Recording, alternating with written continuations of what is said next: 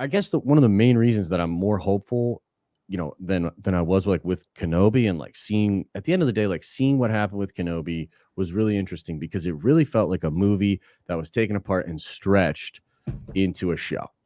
Well, it seems like what happened with Andor was there's a story, and then eventually it became this thing where Gilroy's like, okay, let me tell the whole story. And if he's really given the scope to tell like a kind of novel like story in these 2 seasons, that's way different than what happened with Kenobi. So there could be like an actual story here, as opposed to like a few good beats that are sort of pulled together with sloppy writing, like AKA, the Joby Harold stuff. So I'm really excited, dude. Like I'm feeling like this is like the perfect sort of palate cleanser and like reinvigoration of hope that I'm personally gonna need for Star Wars, because like I was way down on Kenobi, bro. You know what I mean? So to me, when I dug in and did the research, I was like, damn, like we might have something here, and that's exciting. It would be nice to be that excited and be really hyped up Well, you know for a what Star Wars show. the non-dangerous thing about Andor and Mando and these kind of shows are is that you're not they're new characters. Yeah, It doesn't matter what you do with them, really. right. You could incorporate different parts of Star Wars of legendary characters in there as well. But I feel like whatever you really do to these characters, like Mando, Andor, it just doesn't matter. Like, Yeah, it doesn't because have the same we first of all we know this dude dies anyways, but to see his backstory and to see essentially the Empire through his eyes, I think is going yeah, to be fun. And yeah, all the other characters we can see, something I really want them to dive into is the Empire, man. yes, And I yes, think that's something that I've thought that's something that they were really going to focus on with Riva, sure. that they were going to really show us like the sides of the Empire with her story. Yep. Um, Not so much as like before, where she was a Jedi and like her complaining the whole time about what the Jedi did to her, but more so about like following the Inquisitors, seeing how they Right. work, maybe seeing Vader a little bit more from her perspective, or even just seeing the Empire as a whole from her perspective, not Yep. just the headquarters of the Inquisitores. Just so much more, what's going on with the Death Star at this point, like Mhm. how far are they? They're obviously halfway built, so that would have been cool to see. Yeah. So with Andor, I think we're going to see a ton of that stuff that I really wanted to see in Kenobi with the promise of Riva. So I'm excited. I think it'll be cool. Yeah, and to that point, like, I think some of the stuff you might get on Coruscant because, what's described from the celebration talks, right, about it was that Mon Mothma is on Coruscant sort of trying to find other senators and other people that are sympathizers and wanna I believe that it might start at a place where she's trying to work within the system and try to like, because remember the Senate's still around all the Mhm. way up to A New Hope, right? And so the Death Star is designed to dispel the Senate and keep the systems in line with fear. That's what Tarkin says. So to see like her and get that look at what the Empire is really like, even on Coruscant, because like Coruscant is I kind of like I imagine like the plushy center of everything, where those people are kind of isolated from a lot of the horrible stuff that's going on worlds that probably like Andor or Cassian's actually a part of, but they have to still know, and there has to still be a dark semblance there, because there were people on Coruscant that were loyal to the Jedi. There were people on Coruscant that wanted Outer Rim systems to have more fair treatment.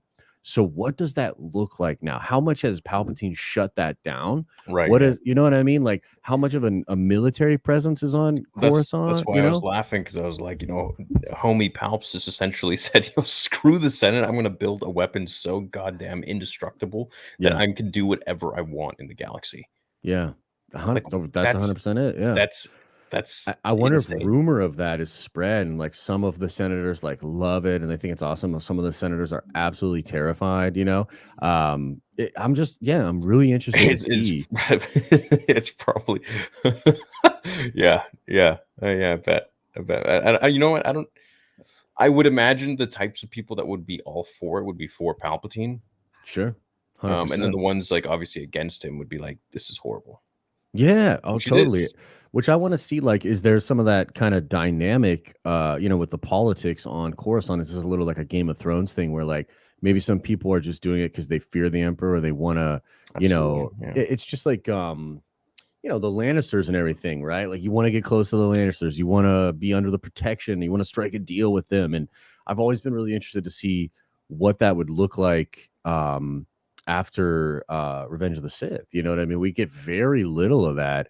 And in A New Hope, they're just gone, right? So It yeah, just seeing jumps. stuff like that, filled in, I think there's just a lot of room for some Dude, goodness, 20 years. They got 20 years to play with. Yeah, And then it's wild. Kenobi, they played with like I think for like 5 days. Yeah, I mean, well, and the other thing too about that is like the either way, even if Kenobi had been way, way better, it was always going to be small in scope, right? Yeah. Because it's a show about Kenobi, essentially, right? Well, and Reva. And Reva, of course, yes. Well, can't wait till Reva to pop up in Andor. That's just going to be awesome. You think? But God no, but maybe. Probably, But dude. probably, yeah. She I think. could. Yeah. Is Probably. she? Well, she's technically still. When does Kenobi take place? Way after this or before this? This is around the same time, isn't it? Sorry. This is around the same time because Rogue One, if they're taking If they're 4 taking 4 or 5 years, years, well, there's another this 10 is years 5 after years this to get to A before. New Hope. So this Okay, could be so several years after.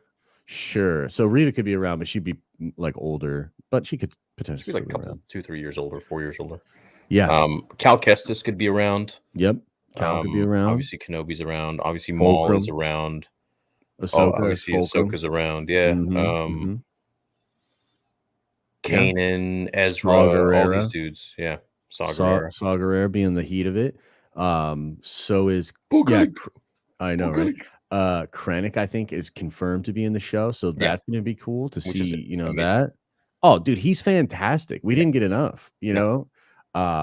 "Oh, he blind?" Yeah. Just like, dude, he brought it, he Dude, he really was did, great. so, Yeah. yeah. Yeah. So, seeing, Tarkin like, probably. Raditz and stuff would be cool.